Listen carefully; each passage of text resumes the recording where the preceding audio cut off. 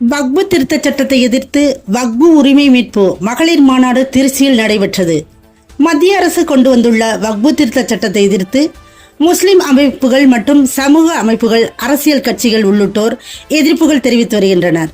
இந்நிலையில் வக்பு திருத்த சட்டத்தை திரும்ப பெற வலியுறுத்தி திருச்சியில் SDPI கட்சியின் மகளிர் அணி சார்பில் வக்பு உரிமை மீட்பு மகளிர் மாநாடு திருச்சி மரக்கடை அருகே நடைபெற்றது. இந்த மாநாட்டிற்கு திருச்சி மாவட்ட மகளிர் அணி துணைத் தலைவர் முஃபிதா பேகம் தலைமை தாங்கினார். மாவட்ட மகளிர் அணி துணைத் தலைவர் தாஜ் நிஷா வரவேற்புரையாற்றினார். மாவட்ட மகளிர் அணி செயற்குழு உறுப்பினர் வழக்கறிஞர் மசூதா மரியம் நிகழ்ச்சியை தொகுத்து வழங்கினார். மகளிர் அணி மாநில செயலாளர் மெஹராஜ் பானு துவக்க உரையாற்றினார். மாநில பொதுச் செயலாளர் ஃபாய்ஜா சஃபிகா, திருச்சி தெற்கு மாவட்ட தலைவர் தமீம் அன்சாரி, மாநில செயலாளர் ஹசன் பைஜி, மகளிர் அணி மாநில தலைவர் ஃபாத்திமா கனி ஆகியோர் சிறப்புரையாற்றினர்.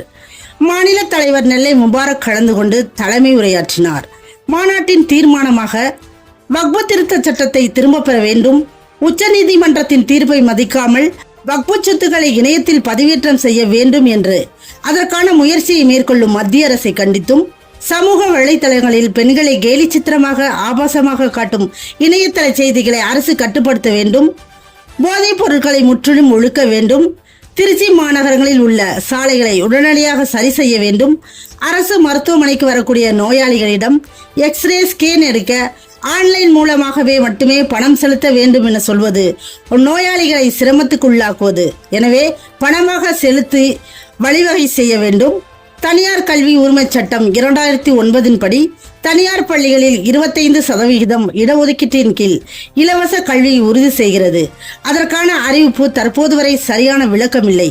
ஒன்றிய அரசின் நிதி ஒதுக்கீட்டை காரணம் காட்டி மாணவர்களின் கல்வி பாதிப்பு ஏற்படாமல் பெற்றோர்கள் நலன் கருதி தமிழக அரசு உடனடியாக உரிய நடவடிக்கை எடுக்க வேண்டும்.